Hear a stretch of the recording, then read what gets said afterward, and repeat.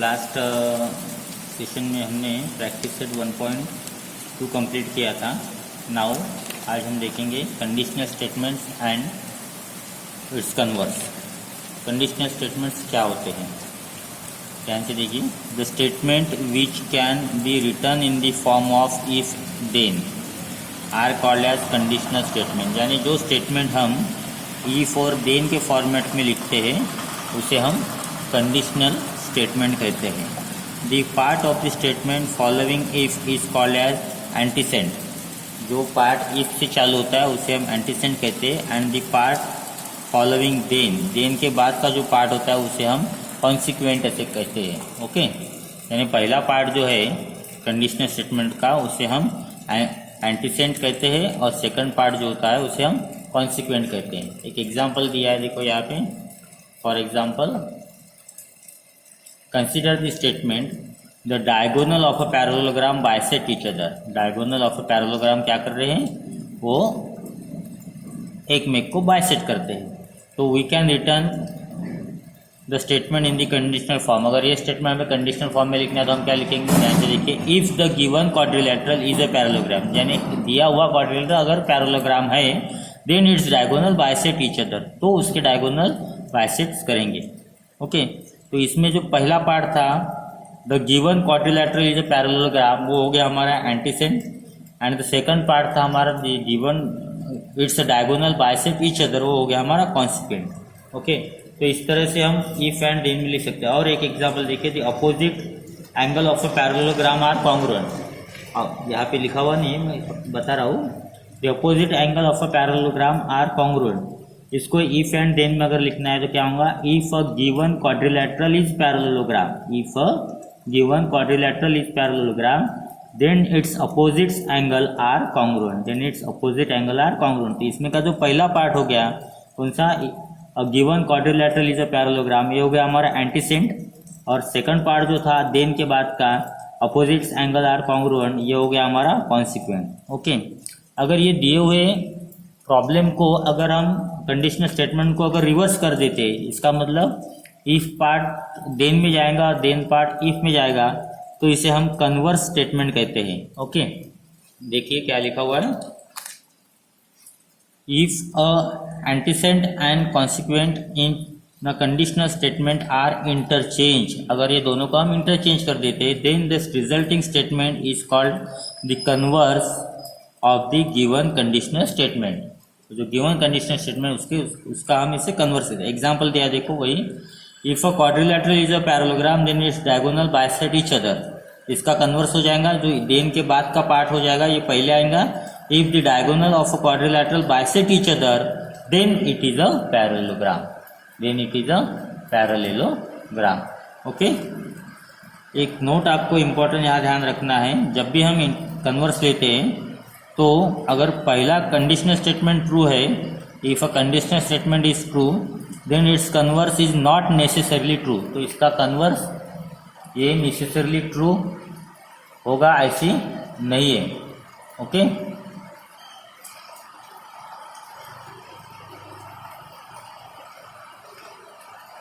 तो यहाँ तक ध्यान में आ गया। If a conditional statement is true then its converse is not necessarily true. For example दिया देखो, conditional statement if a number is a prime then it is even और ऑड। अगर नंबर प्राइम है तो वो इवन रह सकता है यार ऑड रह सकता है। अगर दिया हुआ नंबर तो इसका कन्वर्स देखिए कैसे होगा।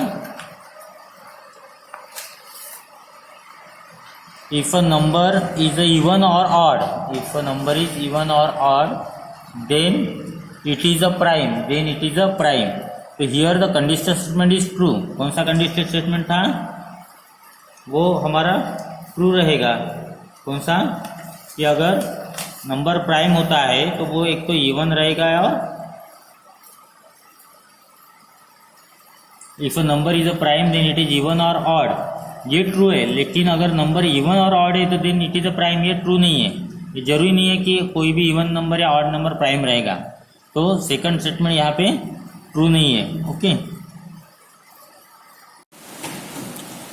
इसके बाद देखते हैं हम पोस्टुलेट्स। पोस्टुलेट्स क्या होते हैं, तो यूक्लिड्स जो था हमारा mathematician, he assumed certain properties which were not to be proven and which were accepted by all as universal truth are these called as a postulate। Euclid's ने कुछ ऐसे स्टेटमेंट दिए थे और अज्यूम करके बताया था कि ये यूनिवर्सली ट्रूथ है, उसके प्रूफ क्या है ये हम दे नहीं सकते। जो ऐसी जो स्टेटमेंट होते हैं कि जिसको हम ट्रूथ है ये समझ के ही चलते हैं कि ये सत्य है और उसका हम प्रूफ दे नहीं सकते, ऐसे स्टेटमेंट को मैथमेटिक्स में पोस्टुलेट्स कहते हैं। और जिसका हम प्रूफ कर सकते हैं, उसको हम प्रूव कर सकते हैं, उसको हम थ्योरम कहते हैं। He also shows that using this postulates some more properties of a geometry can be proven logically. और इसी पोस्टुलेट्स के हेल्प की वजह से हम अदर कुछ प्रॉपर्टीज ज्योमेट्री में प्रूफ कर सकते हैं। Some of the Euclid's postulates are given. कुछ यूक्लिड्स पोस्टुलेट्स यहाँ दिए हुए, देखिए पहला दिया है there are infinite lines passing through a point, यानी एक ही पॉइंट से इनफाइनाइट लाइन हम निकाल सकते हैं। तो इसके लिए हमें कुछ प्रूफ देने की जरूरत नहीं, हम ये एक्चुअली निकाल के देख सकते हैं कि एक पॉइंट है तो इसमें से हम कितनी भी लाइंस निकाल सकते हैं। ओके, सेकंड पोस्टुलेट से there is a one and only one line passing through two points. अगर कोई भी दो पॉइंट है तो उसमें से हम मैक्सिमम एक ही लाइन निकाल सकते हैं, ज़्यादा लाइन निकाल नहीं सकते। एक पॉइंट से इनफाइनाइट और दो पॉइंट से एक ही लाइन निकाल सकते हैं। तो इस चीज़ की हमें प्रूफ की जरूरत नहीं होती है, that's why this is called as the postulate. A circle of a given radius can be drawn taking any point at its centre. अगर एक कोई भी सेंटर ले लिया तो जो रिक्वायर्ड रेडियस है उसका हम सेंटर कोई भी पॉइंट को लेके निकाल सकते हैं। तो this is also a postulate. Okay, fourth point है all right angle are congruent to each other. कोई भी राइट एंगल ले लिया तो वो they are congruent to each other, means right angle means 90 degree angle. तो कोई भी राइट एंगल है तो उसका एंगल कितना होगा 90 डिग्री। तो इसका भी हमें प्रूफ देने की जरूरत नहीं है। If two interior angles form one side of a transversal, अगर दो एक लाइन है और उसकी जो एक ट्रांसवर्सल दी है उसके एक ही साइड में अगर दो एंगल फॉर्म होते हैं add up to less than two right angle, then the line produce in that direction intersect each other. और ये दोनों की एडिशन अगर दो राइट एंगल से कम होती है, दो राइट एंगल मीन्स 180 डिग्री, अगर ये दोनों की एडिशन अगर दो राइट एंगल से कम होती है, यानी एंगल 1 + 2 की addition is less than two right angle that is 180 degree, तो अगर ये लाइन हम उसी डायरेक्शन में अगर बढ़ाते हैं तो they are intersect each other at one point, कहीं ना कहीं पे आगे जाके वो इंटरसेक्ट हो जाएंगी। So these are the some Euclid's postulates are given in your syllabus. Okay. The next topic is theorems and proof. What are the theorems now? And these are the very important. आगे हमें सिर्फ theorems ही देखना है। Properties are supposed to be true if they can be proved logically, and a property proven logically is called a theorem. अगर एक आधी property हम true है ऐसी समझते हैं और उसे लॉजिकली हम प्रूव कर सकते हैं तो then that property is called as a theorem. तो उस हम प्रॉपर्टी को थ्योरम कहते हैं। The logical argument made to prove a theorem is called a proof. और उसके लिए हम जो प्रूफ देते हैं, उसके लिए हम जो एक्सप्लेनेशन देते हैं उसे हम क्या कहते हैं, proof of that a theorem. When we prove a conditional statement that is true, अगर कोई कंडीशनल स्टेटमेंट है और वो ट्रू है, देन इट्स एंटीसेंट यानी उसका जो फर्स्ट पार्ट होता है is called as a given part, and the second part जो होता है हमारा देन के बाद का that is consequent is called as the part to be prove. तो फर्स्ट पार्ट हम उसे गिवन कंसिडर कहते हैं और सेकंड पार्ट हमें उसका प्रूव करना पड़ता है। So there are the two types of proof, first is the direct proof and second is the indirect proof. Direct proof यानी क्या होता है, तो डायरेक्ट प्रूफ में हम जो थ्योरम दिया है उसे डायरेक्टली लॉजिकल आर्गूमेंट के साथ प्रूफ करते हैं, और इनडायरेक्ट प्रूफ में हम उसे एज्यूम करते हैं और उस तरह से प्रूव करते हैं। तो हम यहाँ पे फर्स्ट थ्योरम देखेंगे, the opposite angles form by two intersecting lines are of equal measure. तो जो स्टेटमेंट दिया है उसी से हमें डायग्राम निकालनी पड़ती है। तो हम यहाँ टू लाइन्स निकाल लेंगे। Opposite angle form by two intersecting line, तो दो लाइन इंटरसेक्ट होंगी, इस तरह से हम निकालेंगे। उसको हम नाम दे देंगे, suppose this is a line A B and this is a line C D, and both this line are intersect each other at point C. Okay, तो opposite angle form by two intersecting lines are of equal measure. तो हमें यहाँ दिया क्या है, given क्या दिया हुआ है, first part the opposite angle form by two intersecting line, यानी दो लाइन इंटरसेक्ट हो रही है, ये हमें दिया हुआ है, और उससे जो एंगल अपोजिट तैयार हो रही है, suppose this and this are equal measure रहता है, वो हमें प्रूव करना है। तो यहाँ दिया हुआ है हमें that line A B and line C D, ये क्या हो रही है, इंटरसेक्ट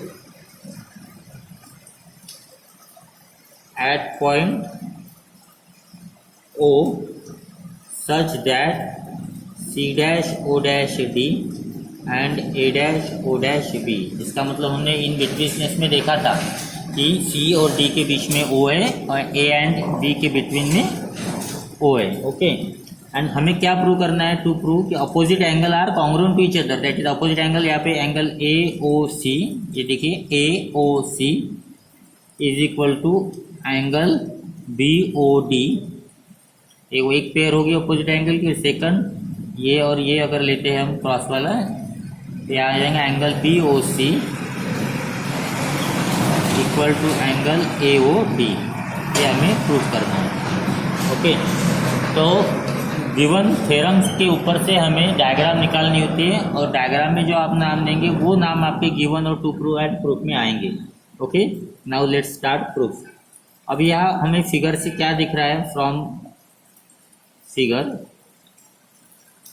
अगर ये हम एंगल लेते, ये वाला एंगल और ये वाला एंगल, तो ये एक ही लाइन में है, कौन सा, ए ओ बी ओ सी और बी ओ डी, ठीक है।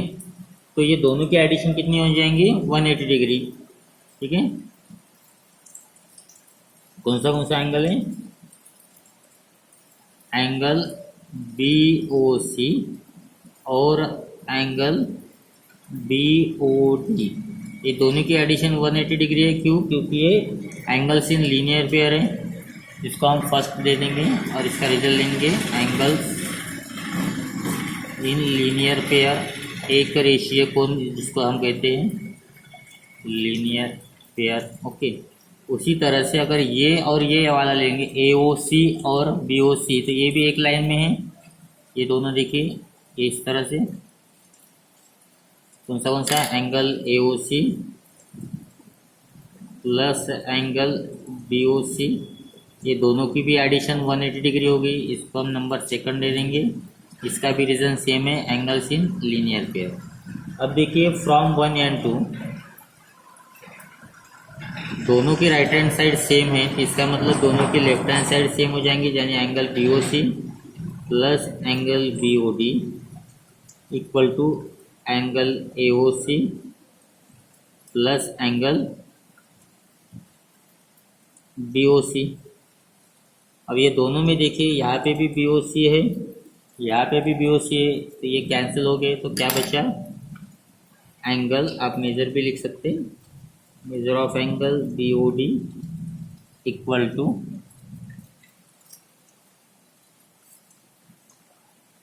इधर बचा measure of angle A O C. इसका मतलब एंगल बी ओ डी, इस कॉन्ग्रुएंट का भी साइन दे सकते हैं, equal to angle A O C. Same उसी तरह हम सिमिलरली अदर पार्ट लिखेंगे, वो प्रूव नहीं करेंगे। Similarly angle B O C equal to angle A O C and hence proof, hence भी प्रूफ। इस तरह से हम इसको प्रूव कर सकते हैं। पहले मैं बताया कि दो एंगल जो है लीनियर पेयर के, उनकी एडिशन 180 डिग्री है, सेकंड में बताया उसी तरह, और दोनों को राइट हैंड साइड सेम था, इसलिए उनका लेफ्ट हैंड साइड इक्वेट किया and we get the our answer. Okay, तो थ्योरम की आपको बहुत प्रैक्टिस करना पड़ेगा, उसको बार बार लिखना पड़ेगा, तब जाके आपको ये जमेगा, और थ्योरम आपको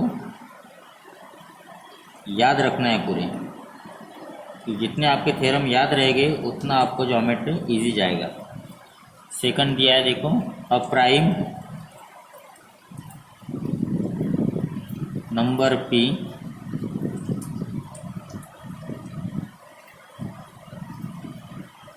greater than 2 is odd। इसको हम इनडायरेक्ट मेथड से सॉल्व करेंगे, इसकी डायग्राम नहीं आएंगी। प्राइम नंबर क्या होता है? वो होता है जो 1 और उसी नंबर से डिवाइड होता है, उसे हम प्राइम नंबर कहते हैं। For example 2, 3, 5, 7, 11, 13, 17 etcetera. ओके, जो किसी नंबर से डिवाइड नहीं होंगे वो, सिंपल से। तो क्या क्या दिया है यहाँ पे? P is a prime number.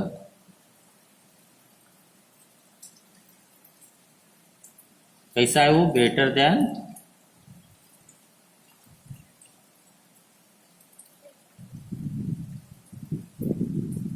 Then two. Prime मतलब क्या? That is P is 1 and P, ये दो ही उसके डिवाइजर होंगे, are the only 1 and P are the only divisor of P। ये दो ही उसके डिवाइजर होंगे, डिवाइजर ऑफ P, तो ये हम उसके प्राइम नंबर कहेंगे। ओके, हमें प्रूव क्या करना है? 2 तो प्राइम नंबर दिया है उन्होंने, greater than 2 is odd. Prime number P से जो बड़ा है वो ऑड होता है, ये हमें प्रूव करना है। तो 2 प्रूव में हम लेंगे कि P इज ऑड नंबर, यानी 2 से बड़े अगर होंगे तो वो ऑड नंबर रहेगी, ये हमें प्रूव करना है। नाउ इसका प्रूफ देखिए। तो ये हम यहाँ अज्यूम करेंगे कि P हमें ऑड प्रूव करना है, तो इसकी इनडायरेक्ट मेथड जो है इसका उल्टा हम अज्यूम करेंगे। अज्यूम, लेट अस अज्यूम,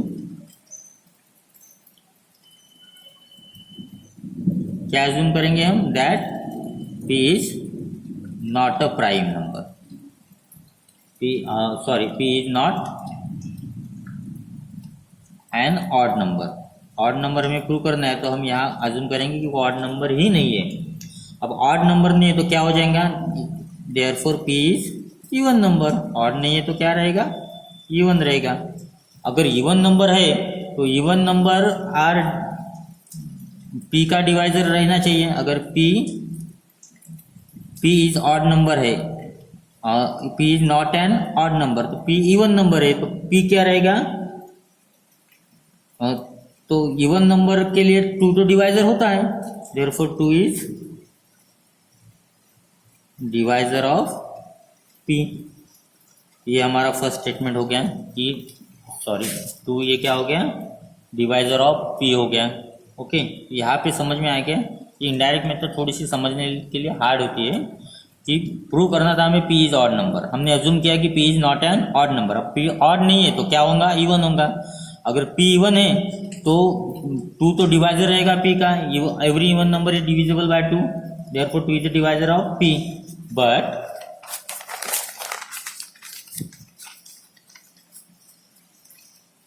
यहाँ दिया क्या था कि 2 इज अ प्राइम नंबर, लेकिन यहाँ पे दिया वो है but it is given that, क्या गिवन दिया हुआ है? दिया था कि P इज प्राइम नंबर।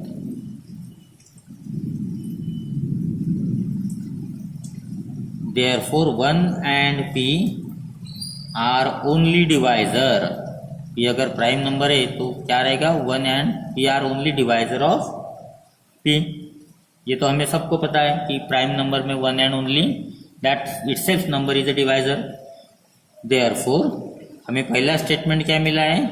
पहला स्टेटमेंट मिला कि 2 is a divisor of P, and यहाँ हम बोल रहे हैं कि 1 and P are only divisor of P। Therefore statement 1 and 2 ये कैसी हो गए? Are contradictory statement, are contradictory statement, यानी ये सही नहीं है, ये गलत है।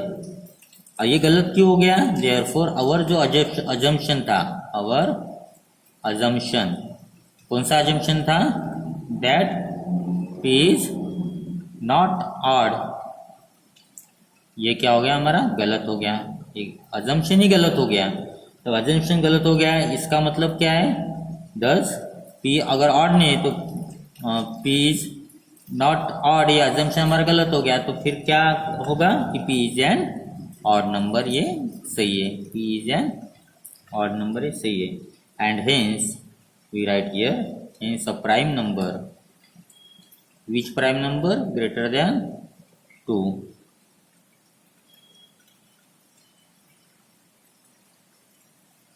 Is odd. ये ध्यान में रखना है कि 2 से बड़े कोई भी प्राइम नंबर रहते हैं वो ऑड होते हैं, एक 2 छोड़ दिया तो। Okay, so here we finish this proof. Now we see the practice set 1.3. Books आपको लेना है आपके आगे में।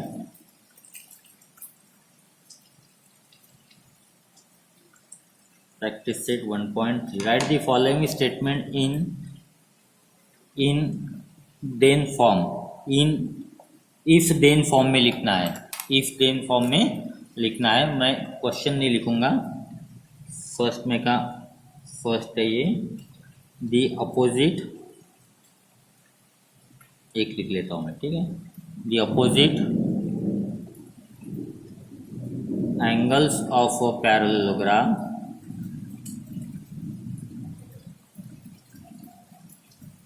Are congruent.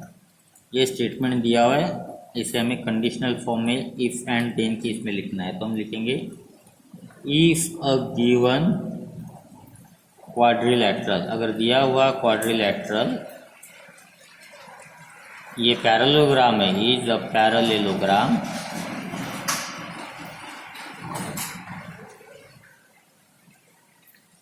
तो क्या रहेगा, देन इट्स अपोजिट एंगल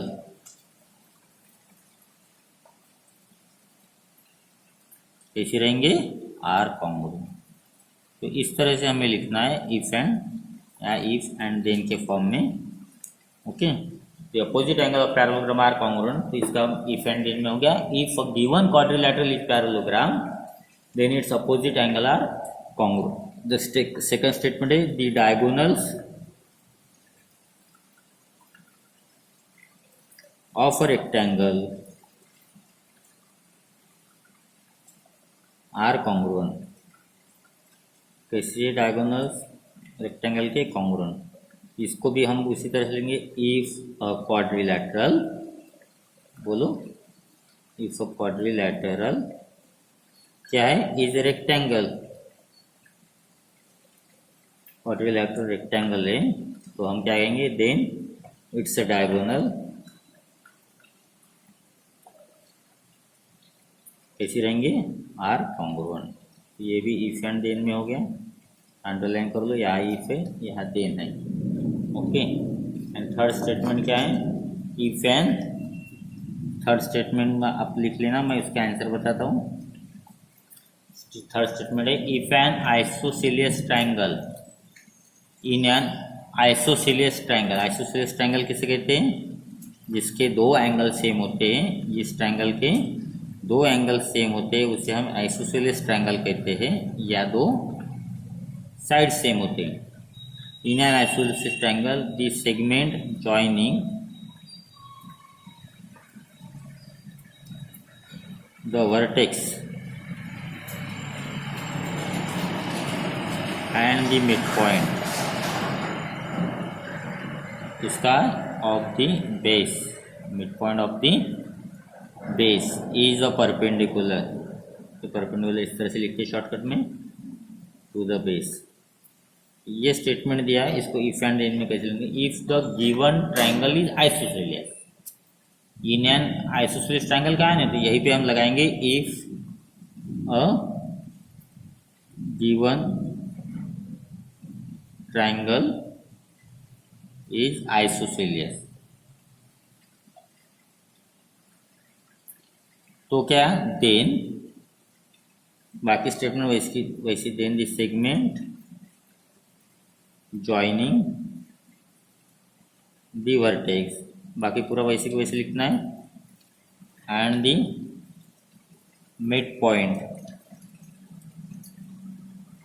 इसका of the base is perpendicular to the base, sorry, to the base. Okay, तो इसके बाद हमें इसके कन्वर्स लिखना है। सेकंड प्रॉब्लम देखिए इसका।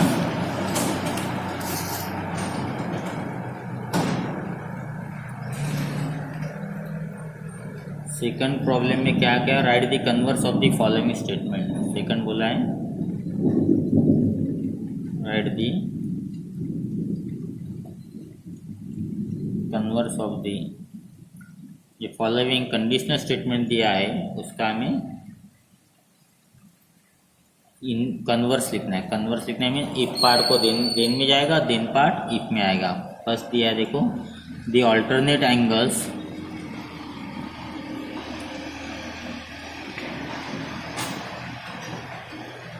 formed by two parallel lines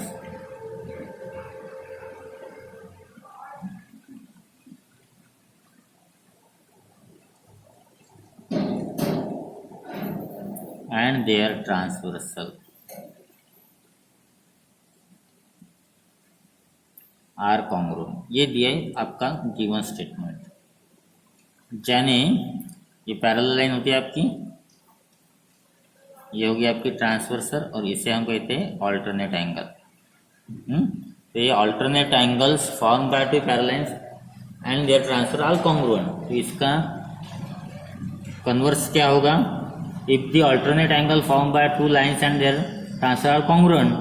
अगर ऑल्टरनेट एंगल कॉन्ग्रुएंट है तो लाइंस पैरेलल हो जाएंगी। तो इसका कन्वर्स क्या हो जाएगा, इफ द ऑल्टरनेट एंगल कैसी बने, made by two lines, made by two lines and their transversal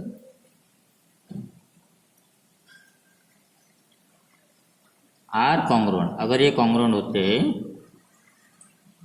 तो क्या हो जाएगा, then their lines are, then the lines are parallel.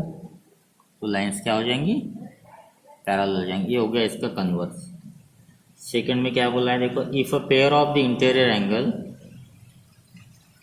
If a pair of interior angles made by a transversal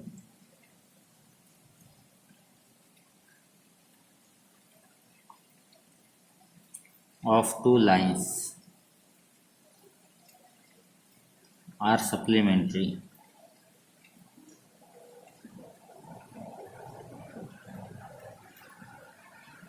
then the lines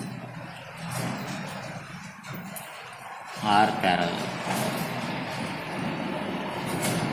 If the pair of interior angles made by the transversal of two lines are supplementary, तो lines parallel रहेंगी। तो यहाँ हम क्या कहें, if two lines are parallel, तो ये part पहले आ जाएगा, कौन सा, if two lines are parallel, okay. और देन से आगे का आएगा first part, then the pair of interior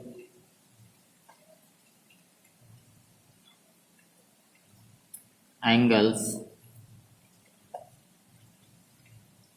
formed by their transversal, ये कैसे होंगे, आर सप्लीमेंट्री। सप्लीमेंट्री का मतलब क्या होता है, दो एंगल की एडिशन 180 डिग्री होनी चाहिए। सप्लीमेंट्री एंगल्स मीन्स दो एंगल की एडिशन 180 डिग्री होनी चाहिए, okay. Now the last and third is the diagonals of a rectangle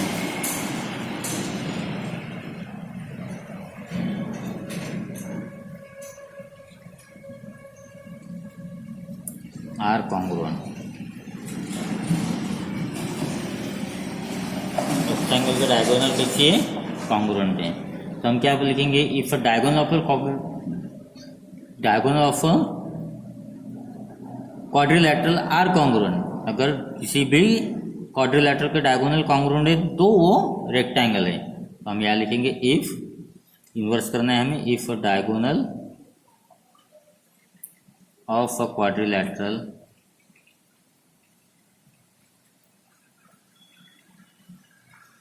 are congruent, then it is a rectangle. तो हम उसे क्या कहेंगे, रेक्टेंगल कहेंगे. Okay, so this is the some problem from practice set 1.3. So here we finish the first chapter, that is some basic concepts in geometry, and there are some exercise in problem set 1 are given. So you should try it and solve it. एक question number 8 जो है वो आज हमने किया है, उसी तरह आपको सॉल्व करना है. There are no hard problem in that problem set. So if you have any difficulties, then write in the comment section. I will send you the solution of that. And from tomorrow we will start first chapter of Maths 1, that is set. Okay. ये आपको पूरा लिखना है copy में. Okay guys, good bye, have a nice day.